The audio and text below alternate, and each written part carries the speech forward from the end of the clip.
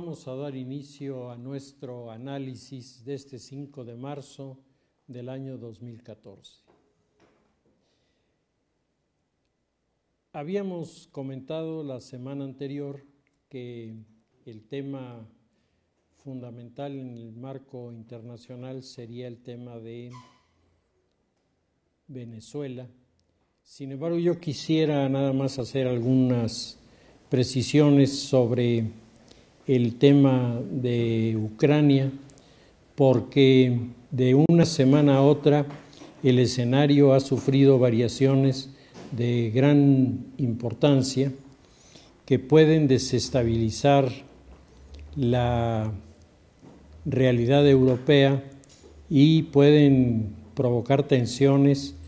que creíamos olvidadas hace ya mucho tiempo con el fin de la Guerra Fría.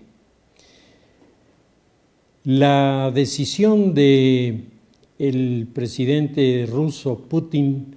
de enviar unidades de élite a Crimea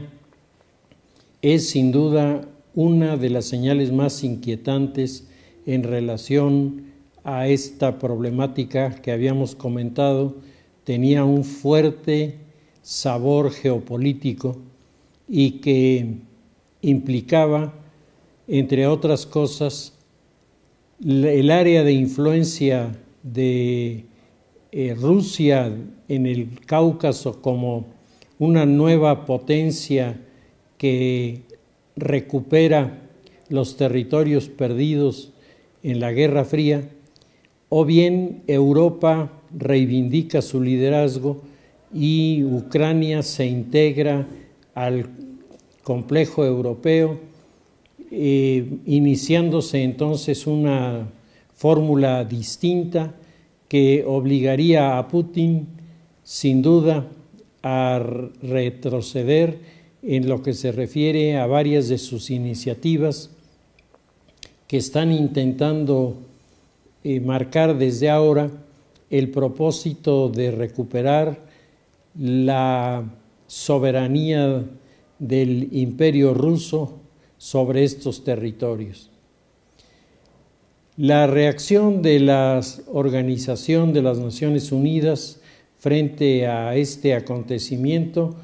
está matizada desde luego por la influencia norteamericana, que en primera instancia quisiera resolver el conflicto sin enfrentamientos. Hay una serie de declaraciones en las que el presidente Barack Obama, en primer lugar, reprueba enérgicamente la movilización de tropas rusas en territorio ucraniano, pero el argumento final es que esto tiene que resolverse por la vía de las negociaciones. Simultáneamente se han producido un sinnúmero de víctimas en Siria provocadas por el bombardeo que el presidente Assad ha hecho sobre algunas de las ciudades de los rebeldes, y la protección de Putin sobre el presidente sirio pues es otro motivo de preocupación, de inquietud, porque todos los líderes del entorno se están preguntando si lo que está sucediendo en Ucrania pudiera de repente encontrar su réplica en el territorio sirio o pudiera encontrar su réplica en algún otro de los aliados de Putin. Entre otras manifestaciones que resultan importantes en este mismo escenario, pues estaría el lanzamiento de algunos misiles de Corea del Norte sobre el mar de Japón. Corea del Norte asegura que solamente quiere mostrar el alcance de estos proyectiles, pero que no había ninguna intención de provocar. Llama la atención que Corea del Norte haga este tipo de ejercicios en el momento en el que la tensión en Ucrania y en la zona del Cáucaso ha subido a una temperatura considerable, y en el momento en el que los sirios también están creando una situación en la que Rusia está involucrada y que pareciera una especie de desafío al mundo occidental, desafío en el que Putin estaría diciendo que todas las declaraciones y opiniones de los líderes y las instituciones del mundo occidental a él le tienen sin cuidado. Y en esta misma visión, creo que resulta interesante retomar el tema de Venezuela, porque entre otras cosas Venezuela ha hecho un acercamiento con Putin,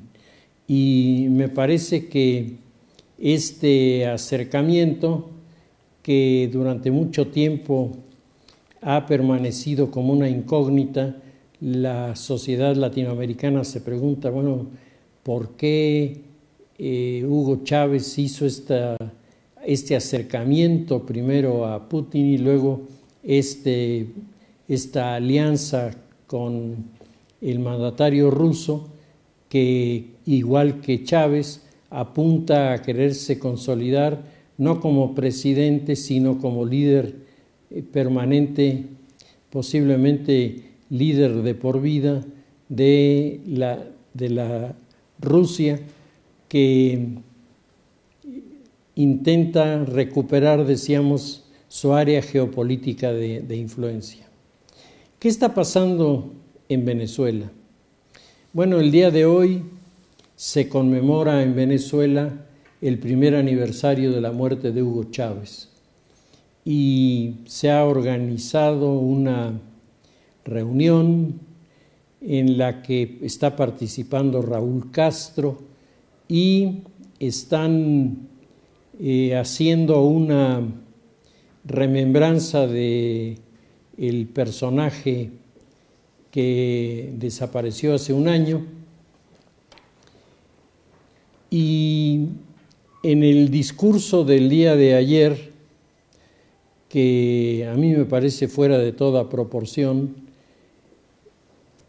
Nicolás Maduro, refiriéndose a Hugo Chávez, dice que Hugo Chávez es el Cristo Redentor de los pueblos del sur. Verdaderamente fuera de toda proporción su argumento, pero que refleja muy bien esta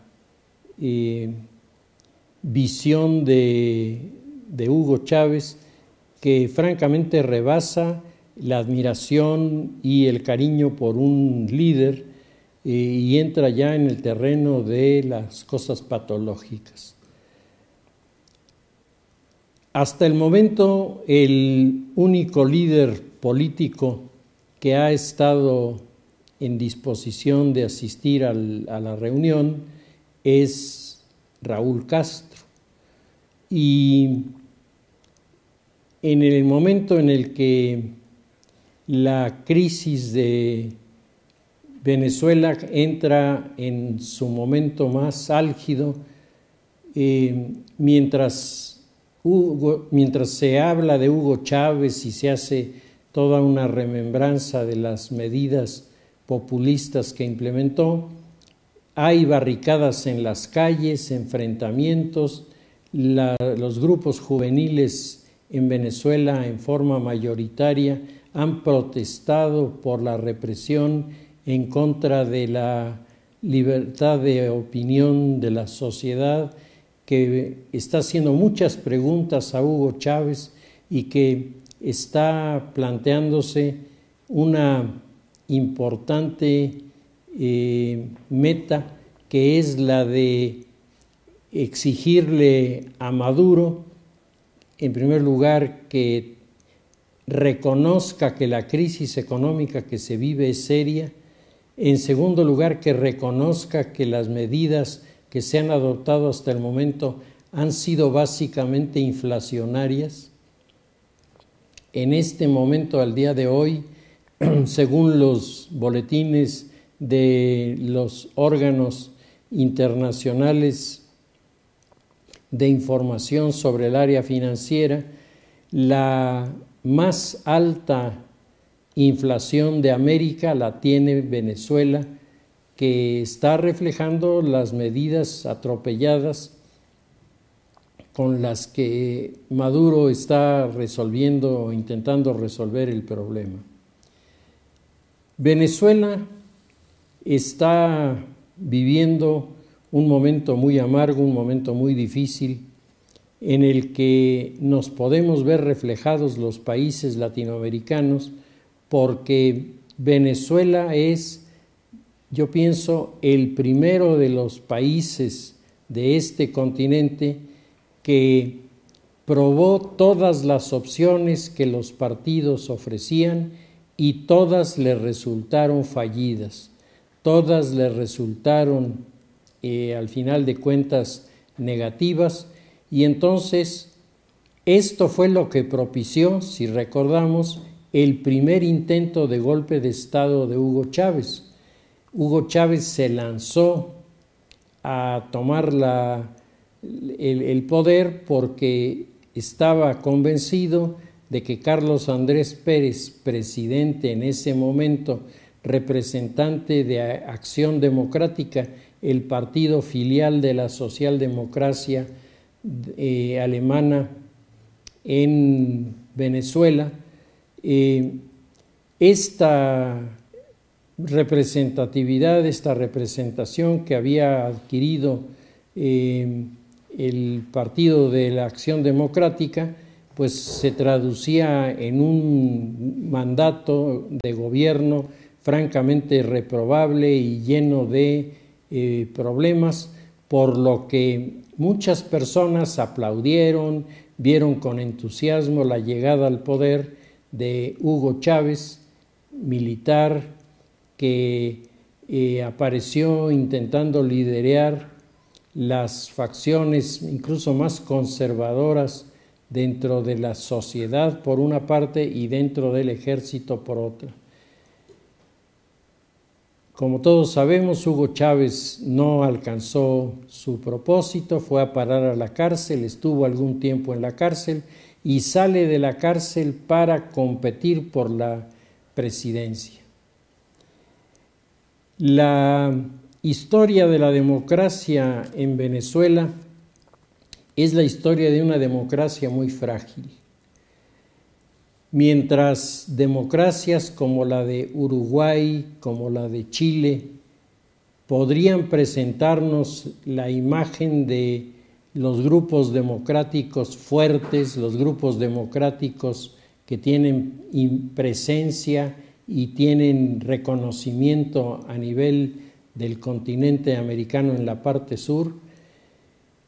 la realidad de Venezuela discurre por senderos diferentes. En primer lugar, hay que recordar que Venezuela sufrirá una larguísima dictadura militar a principios del siglo XX, la dictadura de Juan Vicente Gómez, y que durante el periodo en el que Juan Vicente Gómez domina el escenario, no permitió la formación de partido alguno, no permitió asociaciones políticas, no permitió liderazgos que no fueran los suyos. Y por lo tanto, cuando Juan Vicente Gómez, prácticamente por enfermedad, tiene que abandonar el poder, aunque decía que regresaría, la situación de Venezuela era una situación de pesimismo, porque no había líderes visibles que pudieran encabezar la democratización del territorio. Es cierto que Rómulo Gallegos, el escritor venezolano, conocido en nuestro país porque algunas de sus obras se convirtieron en películas, una de ellas en la que trabaja María Félix, que se hizo famosa como Doña Bárbara, otras novelas suyas como las que escenificó Jorge Negrete en la pantalla, Canaima y algunas otras más, la figura de este personaje de la literatura sirvió para que en un momento en el que la dictadura parecía abrir espacios, Rómulo Gallegos fue electo para la presidencia. La presidencia de Rómulo Gallegos duró escasos meses porque ciertamente una figura literaria muy reconocida y muy afamada, pues tenía todas las cualidades para ser escritor, pero no tenía cualidades para manejar la política en este país. Dentro de la universidad surgieron varios intentos de liderazgos, pero tal vez el único que se consolidó fue el de Betancourt, que era un joven estudiante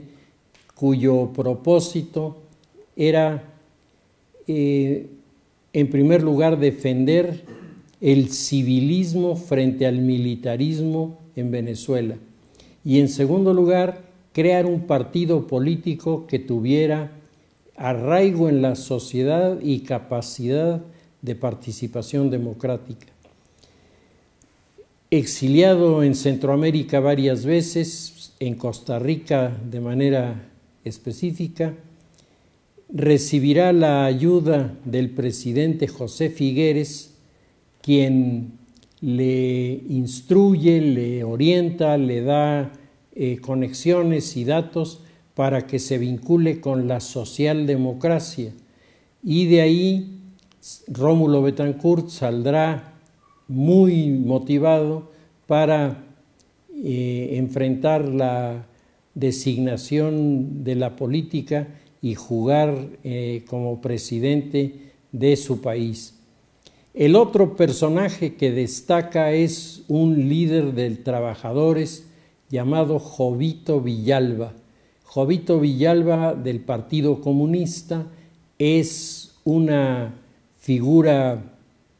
que tiene una gran presencia, es un muy buen orador y es un hombre muy carismático. Jovito Villalba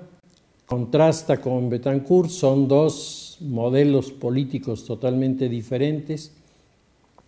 que trabajaron juntos en la idea de hacer democrático al país, aunque Jovito Villalba se vería después maniatado por los rusos que siempre quisieron tenerlo en la nómina y siempre quisieron manejarlo como si fuera un títere de Rusia en Venezuela, cosa a la que Jovito Villalba, que era muy comunista, no estaba de acuerdo en aceptar. Y él rompe incluso con los lazos, los nexos que tenía con el Partido Comunista Ruso,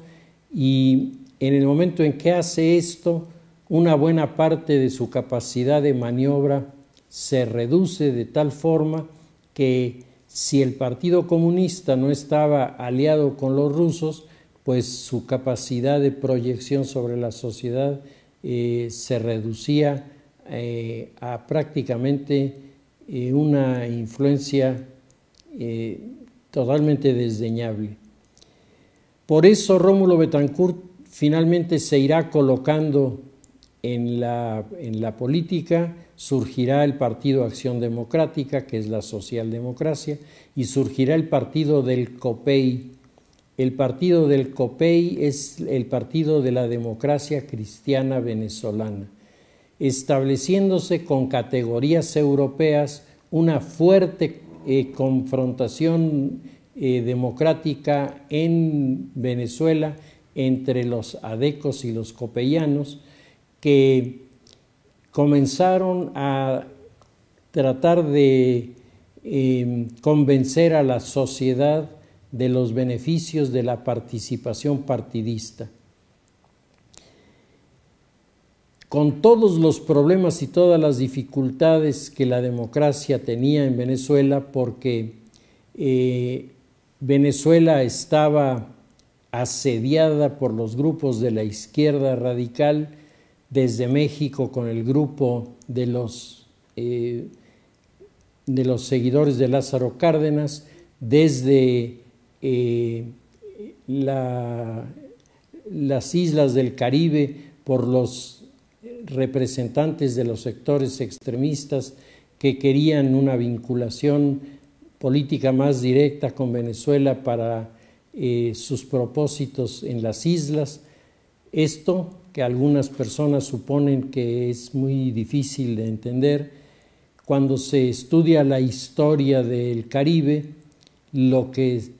sale inmediatamente a la luz es el hecho de que primero la isla de Santo Domingo y luego la isla de Cuba tuvieron como territorio bajo su mando a Venezuela, y de ahí viene una relación política desde aquella época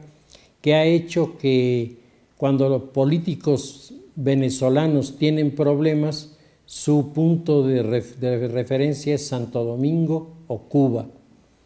y cuando los cubanos tienen problemas se refugian en Venezuela. Hay que recordar que Grau San Martín, que era el candidato de la Sociedad para sustituir a Batista, cuando se cae Batista, Grau San Martín estaba exiliado en Venezuela y cometió el gravísimo error de quedarse varios días elaborando un documento que sería el documento del retorno a la democracia de Cuba y el inicio de su campaña política, porque cuando llegó a Cuba fue recibido a balazos por Fidel Castro, que le dio 24 horas para salir de la isla. Grau San Martín nunca volvió a la isla, murió en el exilio. Muchos de los dirigentes de los grupos políticos viajaron de un lado para otro, estableciéndose esta comunión entre políticos cubanos, dominicanos y venezolanos, que es tan peculiar. El gobierno de Rómulo Betancourt tendrá diferencias importantes con el gobierno de Fidel Castro, aunque al principio hay una cierta simpatía de Rómulo Betancourt por Fidel Castro. Las actitudes y declaraciones de Fidel Castro en su contra hacen que el presidente Betancourt rechace el modelo castrista, se producen guerrillas, toda una serie de conflictos y problemas, pero finalmente parecía como que el modelo democrático iba ganando terreno con el civilismo. Hay una alternancia en el poder entre liberales y conservadores, hay una presencia de los líderes importantes de los dos partidos en las elecciones en Venezuela, y la estabilidad económica que le daba a Venezuela la producción de su petróleo y el buen manejo, la buena administración de estos recursos hace que Venezuela tenga, digamos, su época dorada, en la que uno de los elementos que presumían los venezolanos, yo me acuerdo porque tengo unos amigos venezolanos con los que he mantenido una buena relación, siempre me presumían de que el bolívar tenía el mismo costo que el dólar. Y esto a ellos los llenaba de orgullo, porque decían que eran el único país latinoamericano que tenía un nivel de vida del tipo de los Estados Unidos. Aunque tal vez esto fuera discutible, la verdad es que la economía venezolana era muy estable y que los gobiernos de los adecos y los copellanos manejaron la relación con la economía a través de personas que tenían experiencia y conocían del asunto, y esto evitó que se produjeran crisis o situaciones conflictivas como se presentaron en otros lugares. Sin embargo, la toma del poder por los diferentes partidos, por los dos partidos que competían, llevó, como desgraciadamente ocurre en nuestro continente, la maldición de la corrupción. Y entonces comenzaron a producirse escándalos importantísimos, más equivocaciones, sobre todo de los adecos, que hicieron que las personas, el Partido Acción Democrática era el partido de mayor penetración social, era el partido por el que votaba la gente pobre. Los atropellos y abusos de Carlos Andrés Pérez y algunas tonterías monumentales que hizo y dijo, finalmente provocaron un alejamiento de la sociedad, que comenzó a elegir a los candidatos del partido del COPEI, y entonces Rafael Caldera, la gran figura de la democracia cristiana, llega a la presidencia, y detrás de él llegan en batería varios de los dirigentes de la democracia cristiana, y vuelve otra vez el fenómeno de la corrupción. El fenómeno de la corrupción golpea a figuras notables del COPEI, como había golpeado a personas importantes de la socialdemocracia, y comienzan a desbalancearse los puntos de equilibrio de la política de Venezuela. Este es el momento en el que Hugo Chávez aparece. Hugo Chávez da el golpe de Estado y intenta mantenerse como jefe de gobierno. No duran ni 36 horas, su gobierno se viene abajo por las presiones de la ONU, y la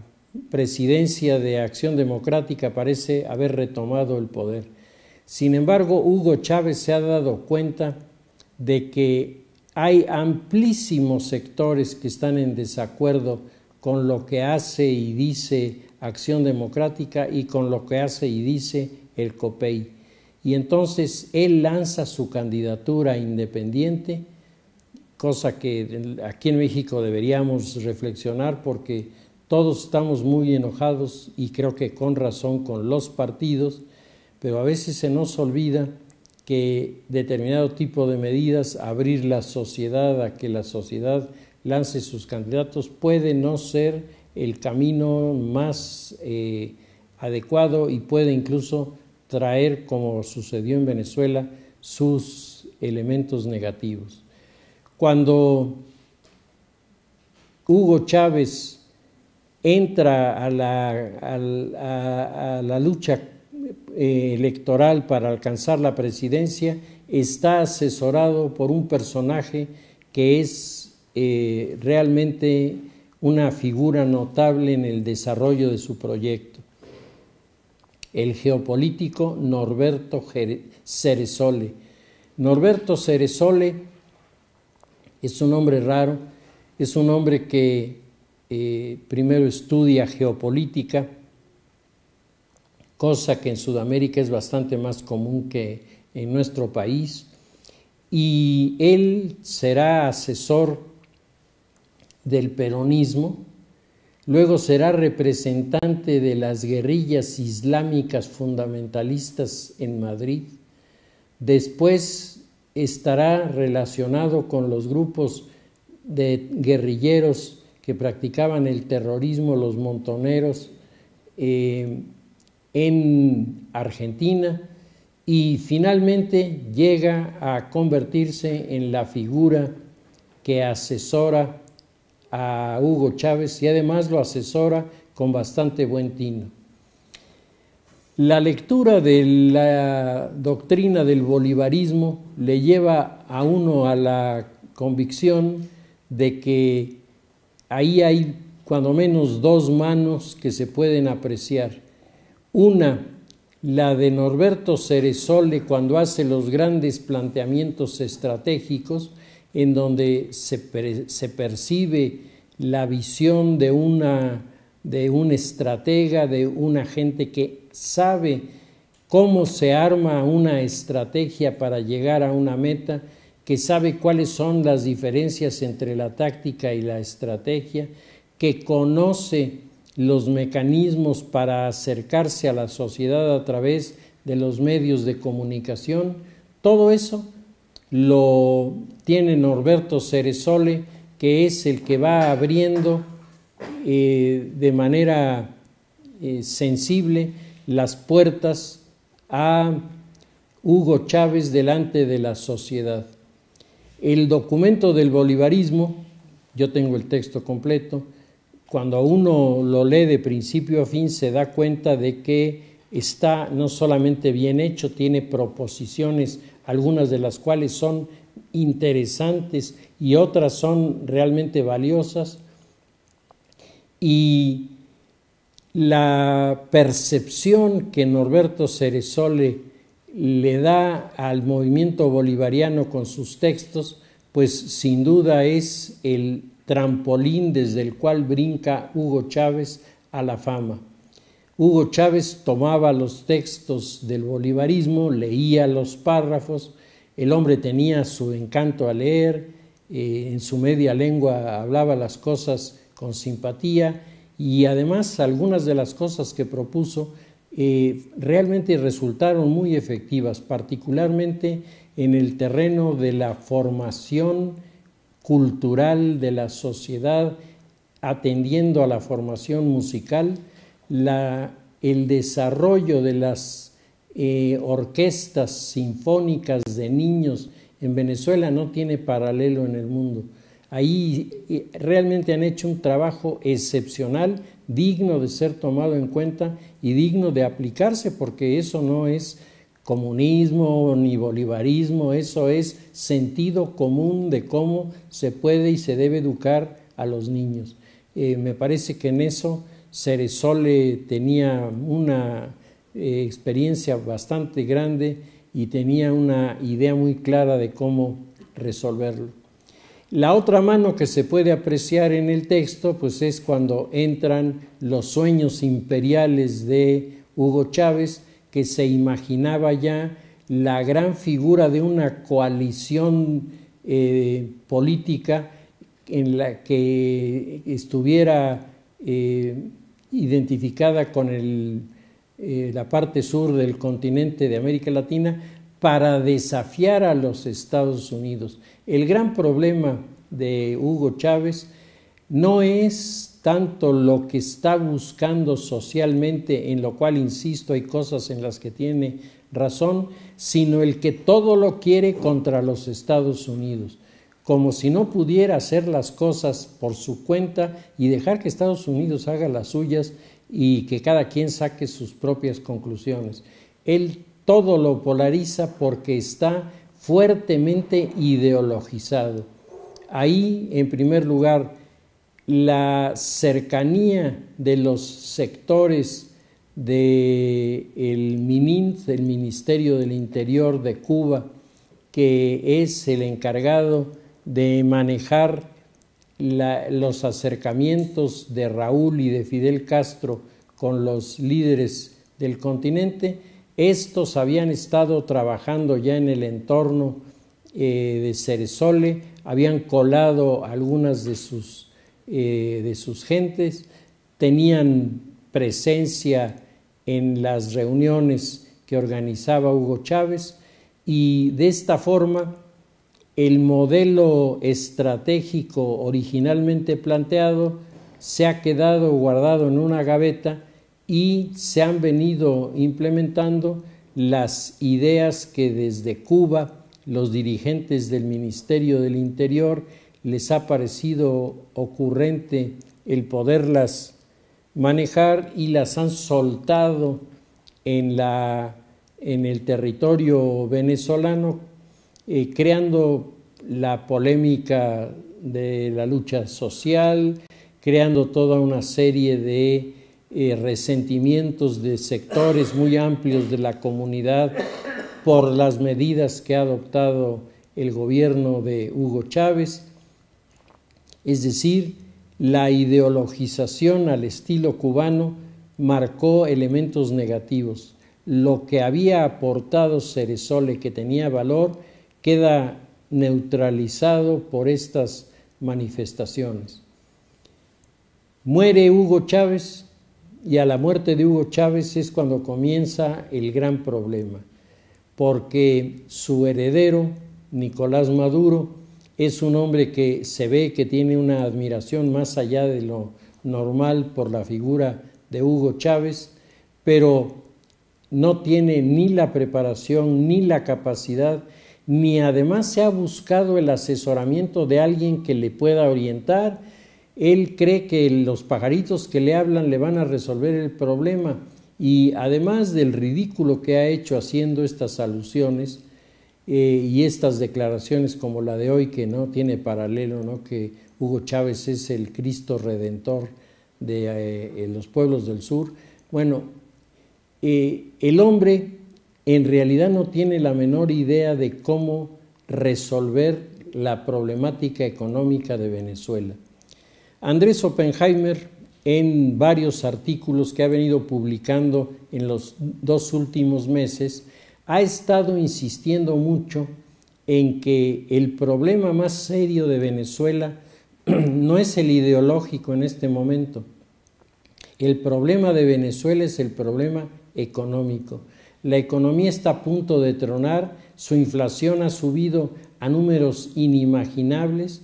y quien está a cargo del Estado, que es Maduro, sigue diciendo que las cosas van bien y que no hay problema, como si con estas declaraciones pudiera atemperar, resolver, garantizar que ya no se producirán mayores consecuencias. Hace un año, cuando estaba a punto de llevarse a cabo la elección en Venezuela, si quienes me escuchan lo recuerdan, dijimos en repetidas ocasiones que lo peor que le podía ocurrir a Capriles era ganar, porque la crisis económica que se venía era de un tamaño verdaderamente respetable. Bueno, eso ha ocurrido, y ahora la situación de Maduro se encuentra bamboleante, desequilibrada, y los grupos de la sociedad se dan cuenta de que su poder de convocatoria va creciendo. Las torpezas de iniciar la represión de parte de Maduro han generado malas consecuencias, muchas más personas se han sumado. La reacción internacional ha sido totalmente contraria a Nicolás Maduro, y los muertos, los jóvenes que han muerto en estas manifestaciones, en este momento se han convertido en figuras simbólicas de la resistencia, creándose un clima muy parecido al que se creó en Egipto hace año y fracción, y presentándose las condiciones como para que la presión de los grupos de oposición pudiera tronar a Maduro y recuperar el poder. Y yo creo que esto está seduciendo a muchos en Venezuela, que no acaban de entender, y esto lo dice Andrés Oppenheimer en uno de sus últimos artículos, dice: lo que los políticos parecen no comprender en Venezuela es que el problema, el gran problema, el que está dificilísimo de resolver, no es el problema de la sucesión presidencial. El problema de la sucesión presidencial tiene ya 2 candidatos, Capriles y Maduro. O sea, eso no... Cómo lo resuelvan es otra cosa. El gran problema de Venezuela es la economía, porque si no se resuelve el problema de la economía y se cae el gobierno de Maduro con toda la estructura económica hecha a pedazos se va a venir encima de quien haya ganado la dirección del movimiento de oposición, con consecuencias que pueden ser terriblemente serias, particularmente para la sociedad civil, que difícilmente acaba de entender estos fenómenos y que culpa, a veces con toda la razón, a los políticos de todo lo que pasa, pero no se da cuenta de que también la sociedad civil, cuando actúa de manera irreflexiva, pues puede provocar toda una serie de consecuencias muy serias. El escenario político de Venezuela se deteriora tremendamente. Hay inquietud. Ayer algunos amigos de el Consejo Pontificio de la Cultura me hicieron favor de llamarme para preguntarme cómo veía yo las cosas desde aquí, inquietos por lo que está pasando en Venezuela. Hay muchos grupos empresariales que miran con gran preocupación porque no solamente esto le pasa a Venezuela, esto va a tener efecto de dominó sobre otros. Y claro, el que está preocupadísimo es Raúl Castro, porque está en vísperas de que se corte el subsidio generosísimo de petróleo que Venezuela le ha venido entregando a Cuba para ayudarla a salir de su subdesarrollo provocado por el aislamiento de los hermanos Castro a la isla. Este fenómeno que estamos viendo de nuevos campos de inversión, apertura por primera vez a ciertos principios de las leyes del mercado, etcétera, en Cuba, es el resultado de que la inyección del petróleo en la isla está provocando naturalmente estas transformaciones. ¿Qué va a pasar ahora? ¿Cuál va a ser la consecuencia de el derrumbe de la economía del gobierno venezolano? Pues la primera va a ser que va a tener que cortar todos los subsidios. Y ahí de repente se apunta el gobierno de Nicaragua y ahí aparece otro problema. Resulta que el presidente hace mes y medio que nadie lo ve y nadie sabe dónde está y nadie sabe si está enfermo o qué cosa le pasa. El hecho es que simplemente no aparece y hay muchos rumores en el sentido de que está enormemente estresado porque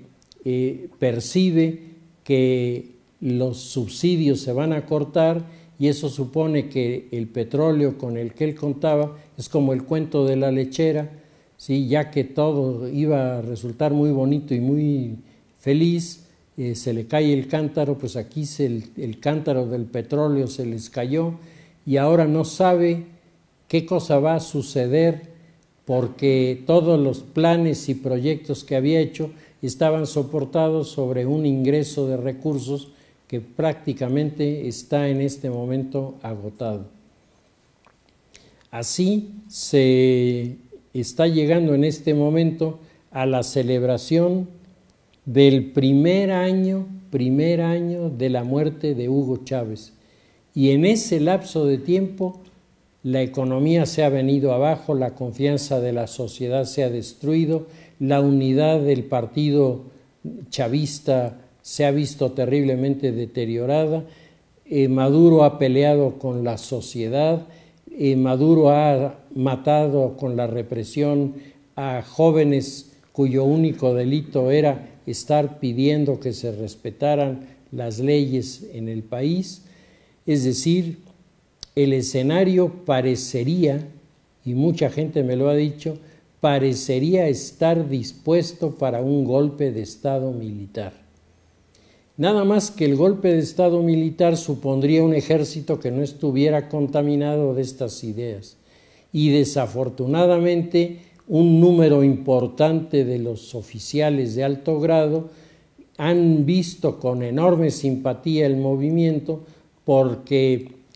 desde el punto de vista de la geopolítica a ellos teóricamente los colocaba como, digamos, el gran ejército de América que respaldaba la expansión de las ideas del bolivarismo y le daba a Venezuela un liderazgo extraordinario. En las circunstancias que siguieron al proceso de de la reelección de Maduro, el grupo de los militares ha sido beneficiado con toda una serie de prebendas que Maduro les ha dado precisamente para tenerlos contentos. Se nota perfectamente, esto lo ha señalado Jorge Castañeda, Enrique Krause, lo ha señalado Federico Reyes Heroles, lo ha venido señalando Andrés Oppenheimer, lo señala Naim, lo señalan prácticamente todos los que están revisando el tema de Venezuela. El gran problema que se está viviendo en el país es el terrible deterioro de la relación entre la comunidad. Se ha perdido la relación entre la comunidad y se han perdido muchos de los principios y de los acuerdos a partir de los cuales había estabilidad. Entonces se está desestabilizando, se están rompiendo los equilibrios que naturalmente le habían dado al bolivarismo una cierta potencialidad, pero al mismo tiempo todos estos autores reconocen que esto es en buena parte el resultado de que Maduro está oyendo los consejos del jefe del Ministerio del Interior de Cuba, que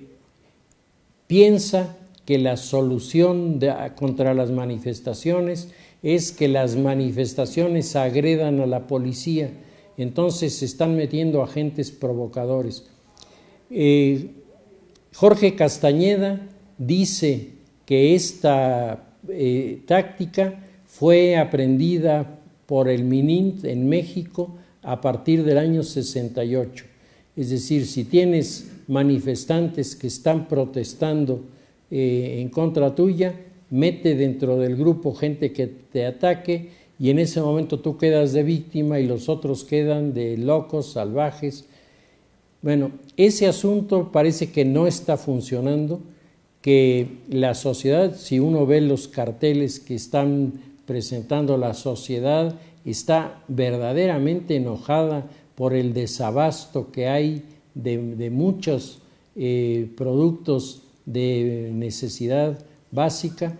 y que en este momento están en una actitud de desafío